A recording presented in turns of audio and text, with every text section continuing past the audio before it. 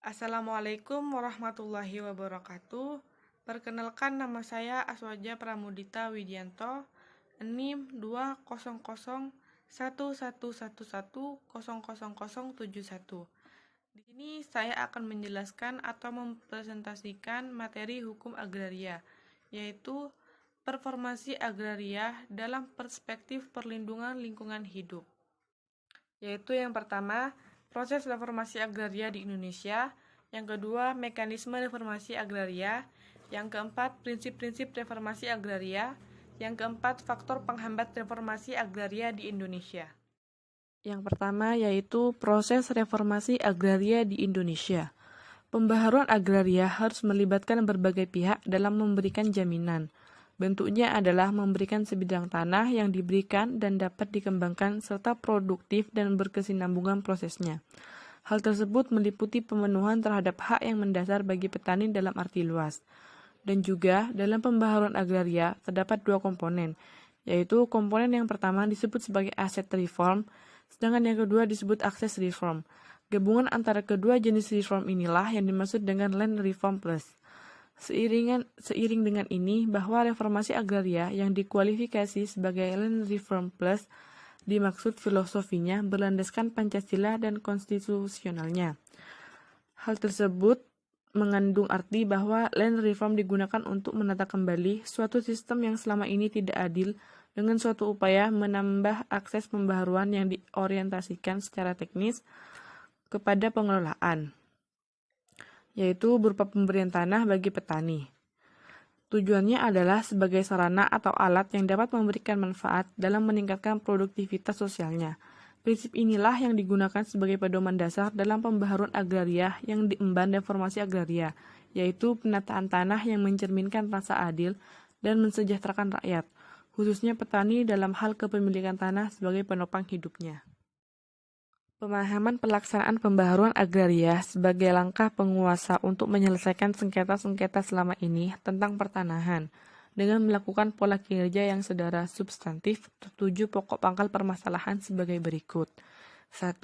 Sesuai dengan Undang-Undang Dasar Republik Indonesia tahun 1945 dan Undang-Undang Republik Indonesia Nomor 5 Tahun 1960 tentang pokok dasar agraria sebagai dasar pelaksanaan reformasi agraria dengan proses menata kembali sistem politik dan hukum pertanahan yang dilakukan oleh pemerintah. 2. Reformasi agraria merupakan satu kesatuan dengan land reform sebagai pendukung proses berjalannya land reform dan access reform secara bersama. Land reform adalah proses redistribusi tanah untuk menata penguasaan, pemilikan, penggunaan, dan pemanfaatan tanah berdasarkan politik dan hukum pertanahan. Access reform adalah suatu proses penyediaan akses bagi masyarakat seperti subjek reformasi agraria terhadap segala hal yang memungkinkan masyarakat untuk mengembangkan tanahnya sebagai sumber kehidupan, seperti partisipasi ekonomi politik, modal, pasar, teknologi, pendampingan, peningkatan kapasitas dan kemampuan.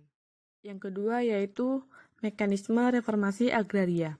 Reformasi agraria memiliki mekanisme dasar sesuai dengan kondisi atau kedudukan subjek, seperti petani miskin, buruh tani atau pengelola tanah, dan objek yaitu tanah yang akan didistribusikan.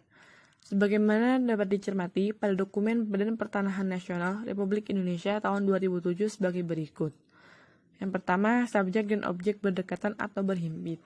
Mekanisme dengan skenario seperti ini sebenarnya relatif lebih sederhana atau langsung fokus pada ketiga objek tanah dalam reformasi agraria ini, yaitu tanah kelebihan maksimum, tanah absenti, dan tanah negara lainnya termasuk tanah tumbuh. Penyelenggaraan reformasi agraria dalam skenario ini dapat ditempuh melalui penataan aset atau meredistribusi subjek tanah di atas, serta penguatan akses atau memperbaiki akses petani kepada teknologi baru, mendekatkan pelaku usaha dengan sumber-sumber pembiayaan, serta menyediakan akses pasar dan pemasaran bagi produk yang akan dikembangkan oleh subjek reformasi agraria. Yang kedua, subjek mendekati objek. Mekanisme seperti ini diterapkan apabila subjek dan objek berada pada lokasi yang berjauhan. Skema transmigrasi umum dan transmigrasi lokal seperti dengan memindahkan subjek petani miskin dan tidak bertanah dari daerah padat penduduk ke daerah jarang penduduk, serta memberikan atau meredistribusikan tanah seluas 2 hektar atau lebih di daerah tujuan kepada subjek reformasi agraria. Yang ketiga, objek mendekati subjek. Mekanisme seperti ini juga diterapkan apabila subjek dan objek berada pada lokasi yang berjauhan. Skema yang sesuai untuk mendekatkan objek kepada subjek dikenal dengan skema swap atau pertukaran tanah yang didasarkan pada strategi konsolidasi lahan atau bahkan bank tanah.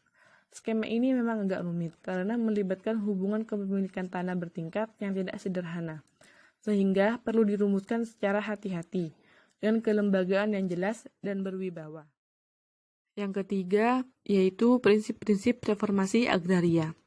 Secara garis besar, sebagaimana dapat dicermati pada dokumen resmi dari pemerintah, terdapat prinsip dalam pembaharuan agraria. Prinsip dimaksud adalah sebagai berikut.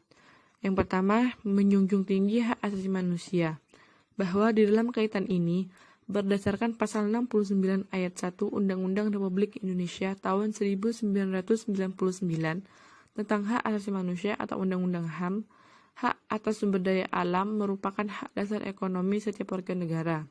Suatu yang menjadi hak setiap warga negara merupakan kewajiban atau tanggung jawab bagi negara atau pemerintah untuk melindungi, memajukan, menegakkan, dan memenuhinya. 2. Pluralisme dan hukum adat ditampung dalam unifikasi hukum. Pasal 6 ayat 1 Undang-Undang Hak Asasi Manusia. Dinyatakan oleh undang-undang tersebut bahwa untuk menegakkan hak asasi manusia harus memberikan keistimewaan dan perhatian kepada masyarakat adat serta melindunginya oleh semua pihak seperti masyarakat, suku, pemerintah. Yang ketiga, land reform atau restrukturisasi pemilikan dan penguasaan tanah. Bahwa hakikatnya restrukturisasi pertanahan adalah merupakan cara penguasa untuk mengatur kembali tata kelola pertanahan nasional guna memberikan rasa keadilan dan kepastian kepada masyarakat. Yang keempat, keadilan dalam penguasaan dan pemanfaatan sumber-sumber agraria. Bahwa secara konstitusional, dalam rangka menjaga sumber daya alam untuk generasi yang akan datang, dibutuhkan penguasaan dan pemanfaatan sumber daya alam pada kendali, agar sumber daya alam ini tidak habis di masa sekarang. Oleh karena itu, segala bentuk hal positif harus diwariskan kepada generasi masa akan datang yang berkelanjutan terkait penguasaan dan pemanfaatan sumber daya alam atau sumber agraria. Pentingnya menjaga sumber daya alam ini agar tidak habis dan berkelanjutan merupakan tantangan dan suatu permasalahan yang harus diselesaikan bersama. Yang kelima, transparansi dan partisipasi dalam pembuatan kebijakan. Pembuatan kebijakan ke depan diharapkan mendukung upaya pembaharuan pertanahan dengan lebih memberikan kewenangan dan penguasaan pertanahan ke daerah untuk dikelola dan dimanfaatkan daerah. Penyiapan rancangan undang-undang dan rancangan peraturan pelaksananya harus bersifat terbuka. Artinya, harus ada konsistensi untuk mendasar pada kebutuhan rakyat. Oleh karena itu, harus senantiasa ada ruang untuk konsultasi masyarakat dalam setiap pembuatan kebijakan. Dengan demikian, substansi yang terkandung dalam peraturan dimaksud jelas tujuan dan eksistensinya. Yang keenam, pembiayaan program-program pembaruan agraria. Berkaitan dengan pelaksanaan program-program reformasi pertanahan, harus didukung penuh dan berkelanjutan agar pelaksanaan program tersebut sesuai dengan tujuan. Oleh karena itu, tersedianya dana yang memadai dengan dukungan pengendalian secara sosial sangat dibutuhkan dan menjadi bagian dari pembiayaan secara konsisten. Selanjutnya yang keempat atau yang terakhir, yaitu faktor penghambat dalam reformasi agraria di Indonesia. Adapun landasan yuridis pelaksanaan land reform di Indonesia adalah Undang-Undang Pokok Agraria atau UUPA. Khususnya pada pasal 7 dan 17 tentang sumber pembatasan luas tanah maksimum. Ketentuan pasal 10 diatur tentang larangan tanah absenti, dan pasal 53 diatur tentang hak-hak sementara atas tanah pertanian. Peraturan perundang-undangan di bawahnya yang merupakan penjabaran dari ketentuan Undang-Undang Republik Indonesia Nomor 56 Tahun 1960 tentang penetapan luas tanah pertanian dijabarkan lebih lanjut di dalam Peraturan Pemerintah Nomor 224 Tahun 1961 dan Peraturan Pemerintah Nomor 41 Tahun 1964 tentang pembagian tanah dan pemberian ganti rugi. Perkembangan selanjutnya pada pemerintahan Orde Baru tidak berjalan secara baik. Restrukturisasi pertanahan hanya dilaksanakan secara terbatas. Terbatas mengandung arti ingin dilepas keterkaitannya dengan konteks politis. Selama pemerintahan Orde Baru, pelaksanaan land reform diimplementasikan dengan bentuk yang berbeda, karena ada kerawanan sosial politik waktu itu. Program yang dilaksanakan waktu itu dengan meratakan persebaran penduduk untuk menguasai tanah yang belum dimanfaatkan untuk dimanfaatkan di dunia pertanian dengan program transmigrasi. Sepanjang pemerintahan Orde Baru, land reform tidak pernah lagi diprogramkan secara terbuka, namun diganti dengan program persertifikatan, transmigrasi, dan pengembangan perkebunan inti rakyat, yang mempunyai tujuan adalah untuk memberikan kesempatan kepada rakyat mengelola dan memanfaatkan tanah. Jadi, tidak dipandang dalam perspektif politis, namun secara konkret atas dasar kebutuhan yang ada di dalam masyarakat. Perkembangan berikutnya telah mengalami banyak perubahan terkait pembaharuan agraria ini dalam peraturan perundang-undangan terkait agraria. Melihat sisi yang berbeda, tetap saja belum dijumpai program nyata tentang land reform di Indonesia sebagaimana telah diimplementasikan pada masa lalu.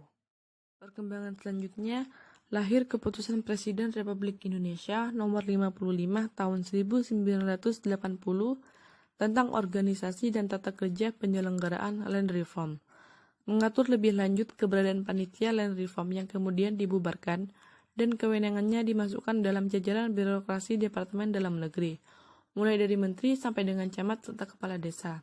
Hal tersebut menandakan bahwa program land reform hanya sebagian pekerjaan rutin belaka oleh pemerintah, namun masyarakat dan swasta untuk terlibat kurang jelas posisi dan perannya. Perkembangan land reform di berbagai dunia terjadi pada era 1960-an, dikarenakan menyesuaikan situasi politik dunia waktu itu. Perkembangan land reform berkembang pesat setelah Perang Dunia Kedua karena dianggap sebagai sarana pembangunan dan permasalahan kemiskinan dan ketimpangan sosial. Saat itu, negara-negara besar dan lembaga pendonor mendukung kebijakan tersebut. Sejalan dengan perkembangan waktu itu, land reform tidak lagi mendapatkan perhatian karena tidak secara langsung berhubungan dengan peningkatan ekonomi. Indonesia sebagai negara kategori negara berkembang sangat bergantung terhadap bantuan dari lembaga pendonor ataupun negara maju. Hal tersebut merupakan salah satu penghambat pelaksanaan land reform di Indonesia. Karena dengan bantuan-bantuan dana dari negara dan lembaga asing tersebut, justru bantuan itu digunakan sebagai tameng untuk mengontrol Indonesia untuk lebih fokus terhadap perkembangan dari dunia industri. Masa pemerintahan baru tidak memilih program land reform karena biayanya dan hasilnya belum tampak dalam jangka pendek. Sebaliknya, tekanan arus ekonomi kapitalis membuat tanah dijadikan komoditas, menarik investor asing untuk menanamkan modalnya. Misalnya dengan regulasi. Dan dalam perkebunan swasta besar di bidang kelapa sawit yang tidak memperhatikan hak ulayat dan ekosistem alam. Baik, jadi kesimpulan dari materi yang saya jelaskan atau saya presentasikan adalah masalah keagrariaan merupakan satu di antara permasalahan nasional yang sangat kompleks.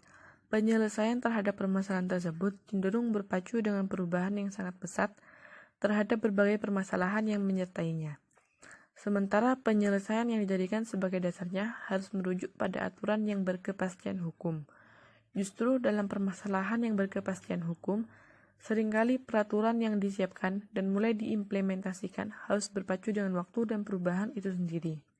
Akibatnya, berbagai peraturan yang ada dan dijadikan sebagai dasar hukum tertinggal oleh kenyataan yang ada dalam masyarakat, khususnya yang berhubungan dengan permasalahan lingkungan hidup.